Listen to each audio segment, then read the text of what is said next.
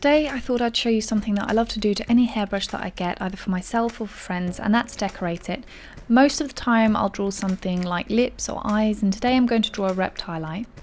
First thing I'm going to start off with is a sketching pencil, and I'm just going to sketch out the basic shape of the eye, and then I'm going to go over that with washes of grey and then a very light brown before outlining things a little more heavily. I'm going to be using some Faber & Castell pens for these, but you can use something like an acrylic paint, even some pencils. Just make sure that these aren't going to be the kind of things which are going to bleed if you apply a varnish afterwards.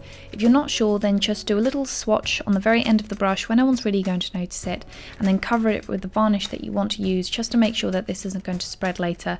It will be extremely heartbreaking if you spend a good few hours on this only to have it bleed all over the place and look messy by the time you varnish it. The easiest way to do this is just to have layers of colours. Start off with the lighter colours and then use the darker colours. It's never really a good idea to start off with the darker colours unless it's something like digital art, which you can just go over, because once those colours are down you're not going to be able to put a lighter colour on top of that without it going muddy. So start off with the lighter, more washed out colours and then gradually build up and up and up. For the scales you obviously want to go for more of a scale-like pattern, but for the eyes you need to think more of it like a series of dots and veins.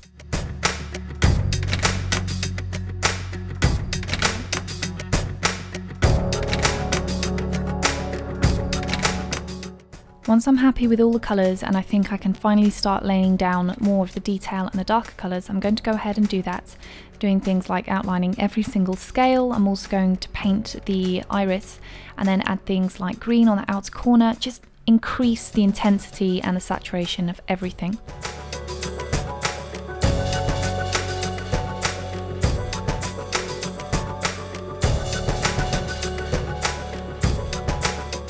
One of the final things I'm going to do, and this isn't going to be using the felt tip pens, but I'm going to be using a paint, is to add the highlights. I want to add a cream colour, and I'm going to be using that as a highlight on the scales.